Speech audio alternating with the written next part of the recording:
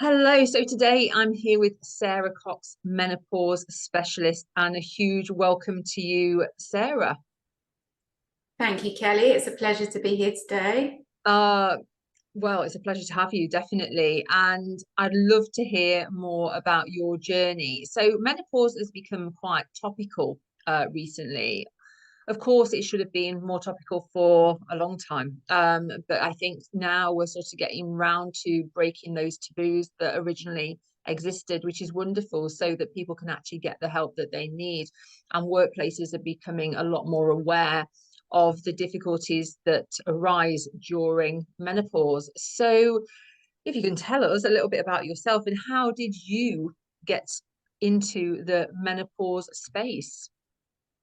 Yeah, okay. Well, thank you, Kelly. It's quite interesting background, actually. I haven't always been in this space. So I'm now 47, but a decade ago, so late 30s, mid to late 30s, when I was probably around 37, Hmm. I started to experience my own perimenopause journey. And Very back young. then, a decade ago, who talked about it? Your Absolutely. your mum didn't tell you about it. There was nothing in the media. There was nowhere to really go to get that information. So I had no idea what was going on. I was experiencing symptoms, but I had no idea that it could be linked to perimenopause. To be honest with you, I didn't even know there was a word perimenopause. So, and that took me quite some years Mm. to learn that. And I think, even now people say, "Oh wow, I didn't realize that." So yeah, it took me a few years of just, I was quite in tune with my body like most of us are, and I just didn't feel myself, couldn't quite put my finger on it. But at that time, it was probably more manageable. But I was in the aviation industry, so I had worked in that most of my career, and I'd worked my way up to shareholding director. I literally, lived and breathed my job. Mhm. And I have been doing this particular role for a decade, coincides with kind of my journey I've been on. So, could do it standing on my head, had no problem at all. But as I started to transition, further into perimenopause, the symptoms started to impact me more and more. So things such as, hot flushes, like they could be really severe sometimes. And I would find myself, sitting in meetings with like senior executive people, and literally I am bright red and sweating profusely. And the more you think about it, the worse it becomes, and it's this never Absolutely. ending circle. It just goes on. And I have quite a young team, so also it was really embarrassing because they're thinking, what is going on, what is wrong with her? They would never think for a second that it was, perimenopause. So at this stage I've kind of done enough research to understand I am perimenopause, but haven't really grasped how I can help support myself. So, you know, at this point, I've acknowledged what's happening to me, but I'm still on this journey. So as we go through, it's quite gradual, I suppose. My symptoms kind of like gradually, I suppose, got more severe in the sense that they really started to impact me day to day. Mm. And, things such as brain fog, or even now, that's just the worst for me. Like, I'm always putting things away, can't remember where they've put them. The other day, I put a tube of cream in my slipper. Why would you do that? And, it's just so frustrating. And then when I started to forget people's names, people I'd worked with for years, and they're sitting in front of you and you're like, oh, I actually can't remember your name. And it just really started to eat away at my self-esteem. Absolutely, And as it would. And I think there's a real difficulty there, isn't there? Because as a nutritional therapist, I have, people to come to clinic, and sometimes they are early perimenopause and have not got a clue what's really going on.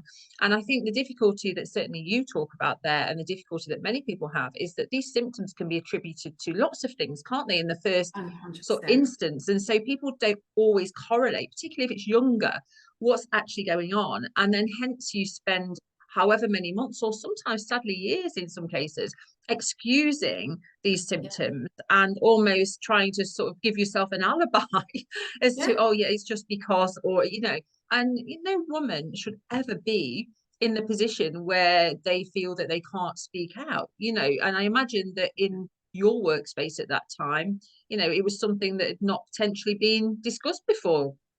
No, male-dominated environment. I'd never come across the conversation around it. You know, there was certainly no policies, there was certainly no support. And, you know, if people did talk about it, it was kind of like, you know, quietly in the corner between probably two people going through a similar, you know, experience. But, you know, then the anxiety really started to impact me. And I think this kind of was the turning curve with me thinking, actually, is something else going on here? So ironically, it was during the pandemic, whereby, you know, the roads were fantastic, the best time to be driving. And because I worked in the aviation sector, it was, you know, seen as we had to still keep going, you know, like key workers. And I was on my way to see a particular client, and I was on a smart motorway, and for some reason these become my bugbear because I had no hard shoulder if I wanted to pull over. But I just started to have the worst anxiety attack, you know, to the point I actually thought I was going to pass out. And I found myself pulling up this grass verge with lorries whizzing by me, while I just gathered my thoughts and, you know, pulled myself together. And I researched this a little bit further afterwards, and I found out that 1 in 4 people get anxiety during the menopause transition. So it's a really, really high, you know, figure around that. And at that point, I thought to myself, something's not quite right here. I'm self-diagnosing, thinking it's perimenopause, but actually, you know, I was convinced something else was wrong with me. So I went to the doctor, was having tests. I went to a nutritionist as well because I had a lot of digestive issues, which is obviously very common as well, which you will know. Very And well between the two of them, the doctor said, clean bit of health, you're fine. Obviously, their tests are not sensitive enough to pick up, you know, the hormone changes all the time throughout the cycle. And my nutritionist did lots of tests. Thyroid, like you mentioned, could be similar to those symptoms. Long COVID now, you know, lots of things.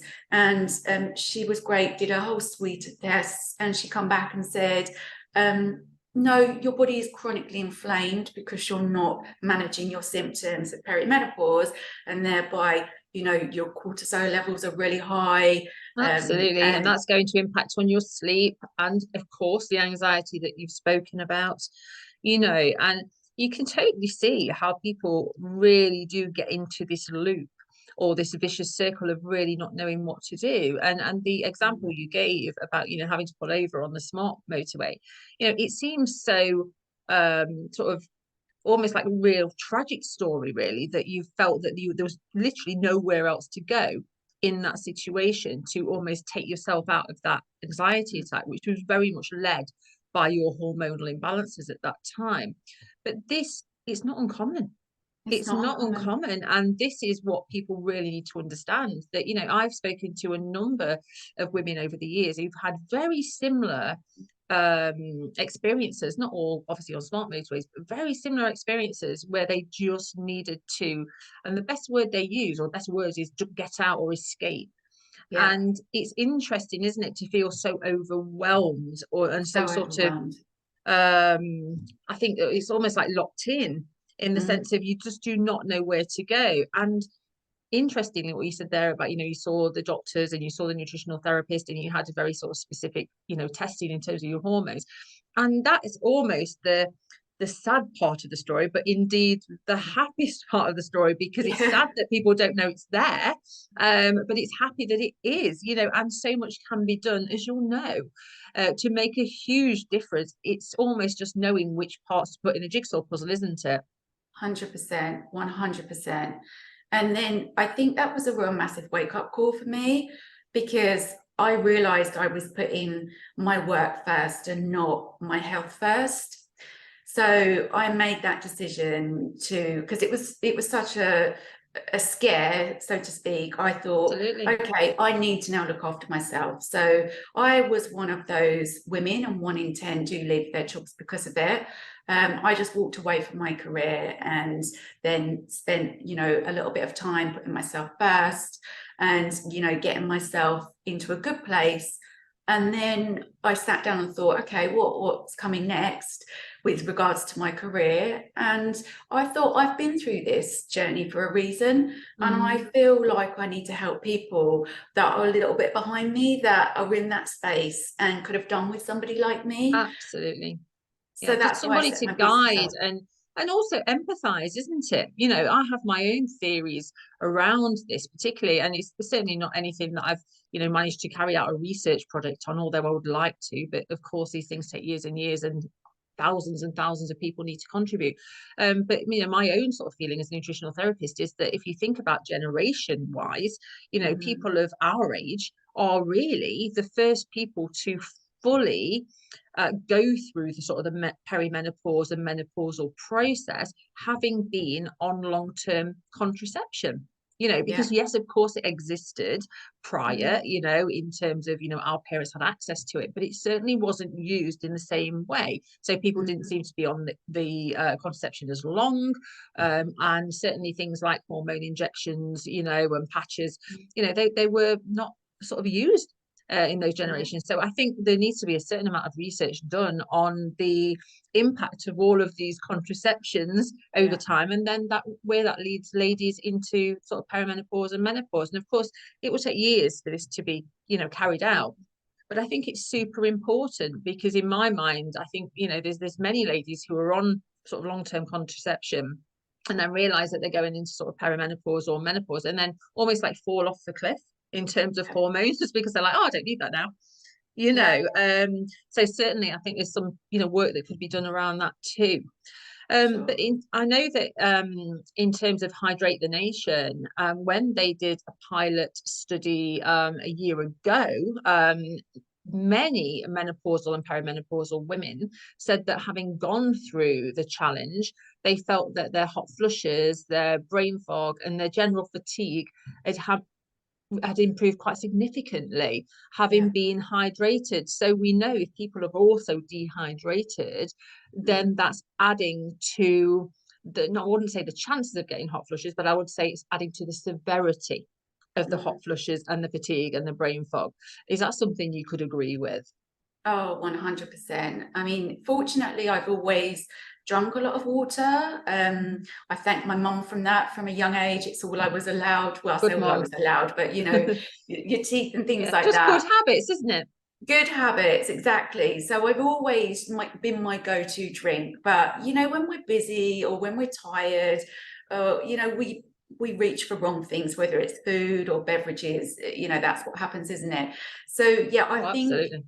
when you go through a hormonal imbalance, where whatever that is, I think naturally we reach for the wrong things to help make us feel better.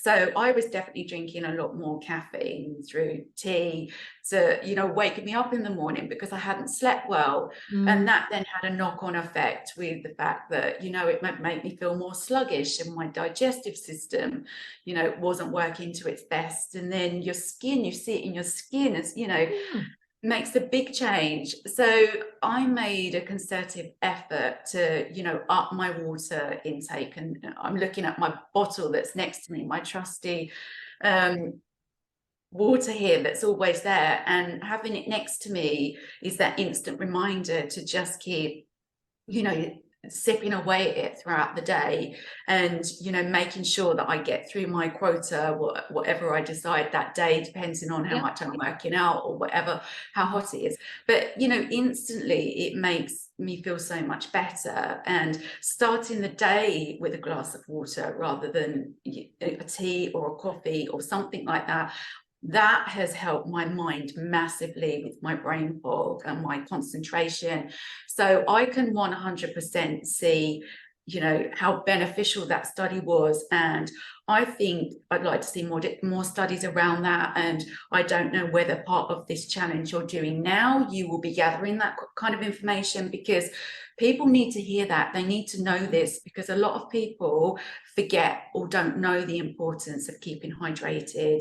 And it does massively help with so many different symptoms. And it gives me that energy to, you know, get movement into my life, however that is, whether that be walking or something a little bit more, you know. Yeah, it is, isn't it? It's like once you get into that cycle, really. I think if you're hydrated, you're more likely to have the energy to go out and have a walk or go to the gym or whatever it happens to be. Hence, Mm, then you're going to drink more water, and then you're going to eat better. It all falls into a lovely cycle when it's done right. mm, But sadly, when it's not done quite so well, then it falls into a more negative cycle, which is harder to get out of, and you, mm, like you say, drinking water is a huge part of breaking that cycle, because mm, particularly, if you are, a woman with a very demanding job, like you had and probably still have, but just in a different way, or managing families managing families, it's really easy to sort of jump for the tea or the coffee, isn't it? mm, Because it's like, oh, I just need to keep going, and in the morning, it's like, oh, I just need something to wake me up. But a lot of honestly, a lot of it is habitual. So people mm, just get into the habit of doing that rather than thinking, right, okay, could I potentially have water here? Or even could I have warm water here with a bit of lemon? It doesn't have to just be, pure cold water. Or mm, even a herbal tea would be better than having, a traditional tea or coffee. And so we're not saying that you can't have any. It's just saying, cut down those levels and balance that out, with the water.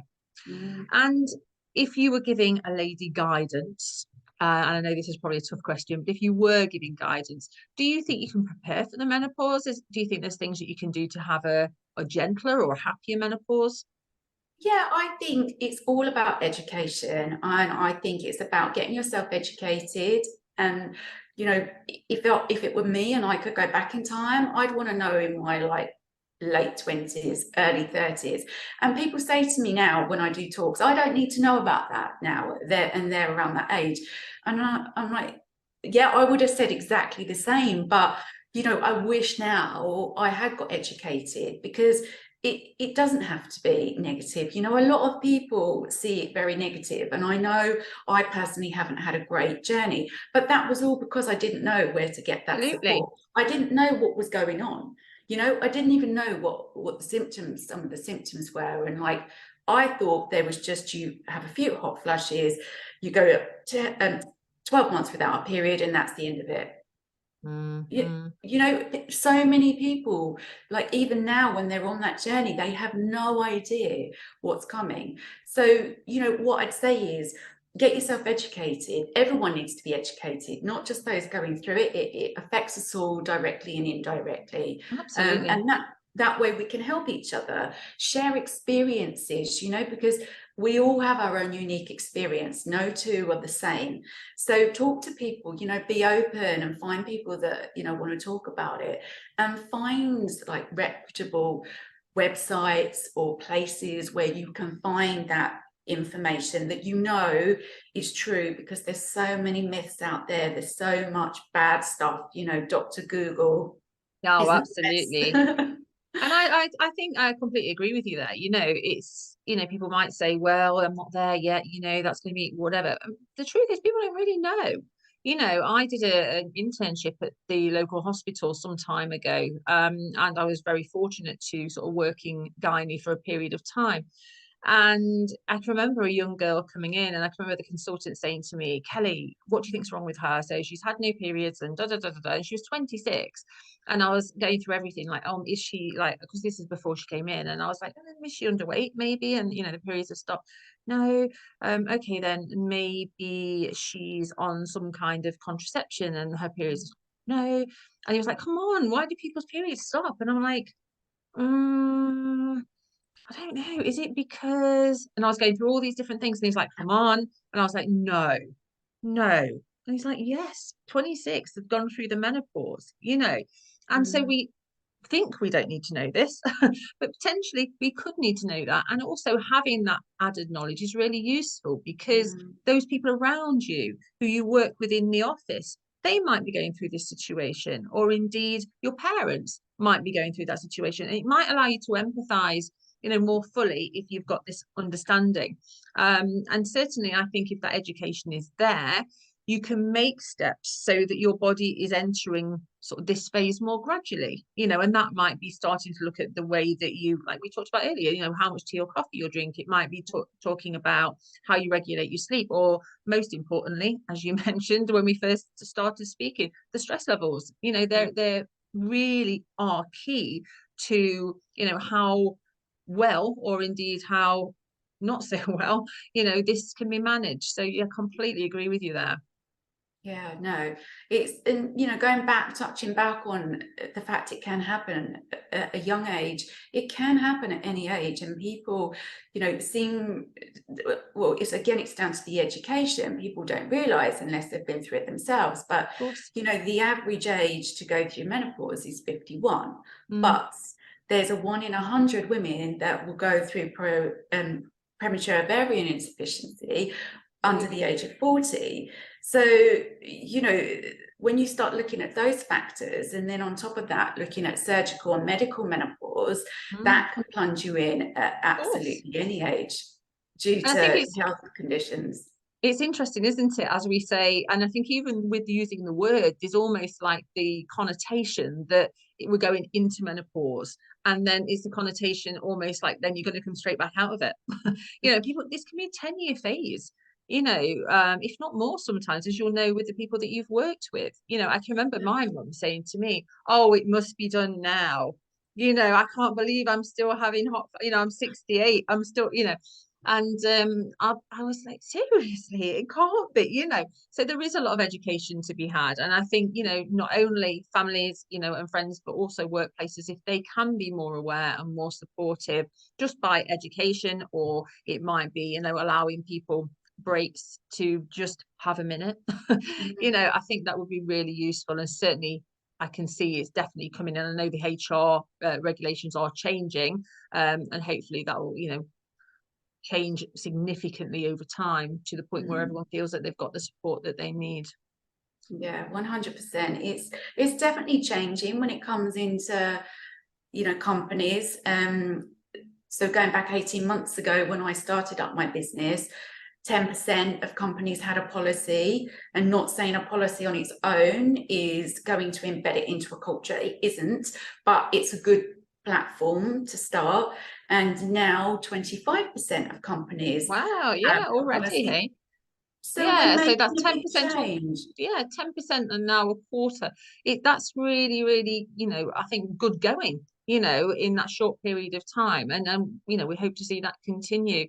And as we've said from Hydrate the Nation, we'd encourage everybody to get involved in the challenge, and give your body that assistance, whether you're going through menopause or not, whether you're male or female, give your body a chance to do Mhm. what it needs to do. I did some recordings before about, your cells when they're not hydrated, it was almost like wading through sand, for your body, trying to do all the processes it needs to do. So just generally, hydration is key, but particularly with menopause, it will make a huge difference. So all that remains is for me to say thank you for your time today. I'm really grateful for you giving us your knowledge and your time. And I'm sure we'll speak again before long. Definitely. Well, look, thank you, Kelly. It's so lovely. Thank you for having me today. Oh, you're very welcome. You take care. And you.